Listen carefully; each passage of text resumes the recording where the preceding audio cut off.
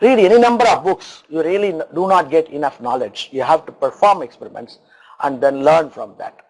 So let me quickly go and show you a very small experiment with, and every day I will spend about 5 minutes or so, very small experiment, and then perhaps you can ask.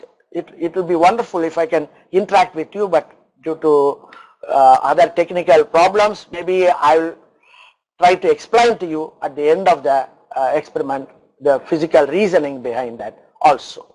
So are you ready for the experiment? Can we go now? Okay.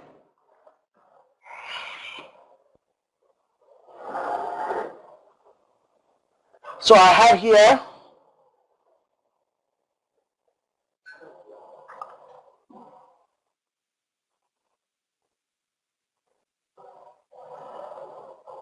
have here two cylinders. Okay.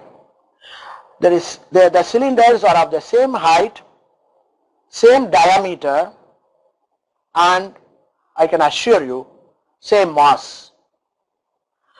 This one is a solid cylinder, as you can see, made of wood, and this one is a brass cylinder, metal cylinder, hollow cylinder. Okay, so this is hollow, this is solid. They are the same height, same diameter, and same mass. How do I say they are same mass? They have same mass because I have put some extra nails and metal here and made sure by putting on a balance that they both are of the same mass. So now what I am going to do is I have here an inclined plane, and I am going to run a race between these two cylinders. I am going to put them both here at the top, and then I will leave them together at the same time. So I want to know which one, what is going to happen if I leave the two cylinders at the same height, okay, on an inclined plane. We all know they will roll down and come to the bottom. I want to know what is going to happen. This I want to ask in a manner you are all very familiar all through, right from your LKG. And what is that? A, both will come together. Answer B, the hollow cylinder will come first. Answer C, the solid cylinder will come first. Answer D, none of the above, maybe, I don't know. Are you ready? Shall we do the experiment quickly? So I am going to leave them from the top. I don't know how many of you are saying A, how many are saying B, and how many are C, and maybe there are some D's also, I don't know. Let us try. So I am going to put them at the top and release them. You can see what is happening. Who is coming first? Solid cylinder. Let me try once more. Every experiment should be tried more than one time to make sure it happens in the same way. I release. You can see the solid cylinder only comes first. Last time. Right. So, do you know the explanation? Can anyone tell me? Some of you might know, I am sure. Many of you may know. This is a very simple problem. You have, both of them have the same potential energy to start with, mgh. Both of them have the same potential energy. I release them from the same height. But you find the solid cylinder comes first and the hollow cylinder comes later. Why? Because here there is a combination of motion. There is a translation of motion. I put it here at this end and it comes to the bottom. So there is a translation from one place to another. Second, they are not coming sliding. They don't come sliding.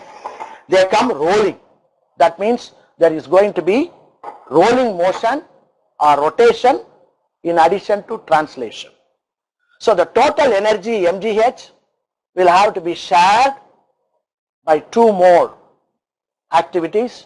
One is translation, therefore there will be a energy associated with the translation motion, which we all know, half mv square. In addition, there is going to be a rotation. For rotational kinetic energy, you all know, we use half I omega square.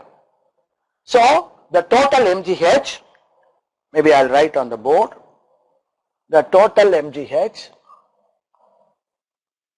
is going to be shared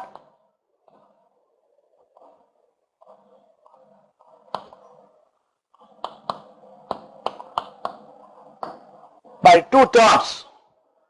mgh is equal to half mv square plus half. This is kinetic energy of translation. This is rotational kinetic energy. Two energies are involved. Now let us see, is there any difference? If I take m1 for the solid cylinder and m2 for the hollow cylinder,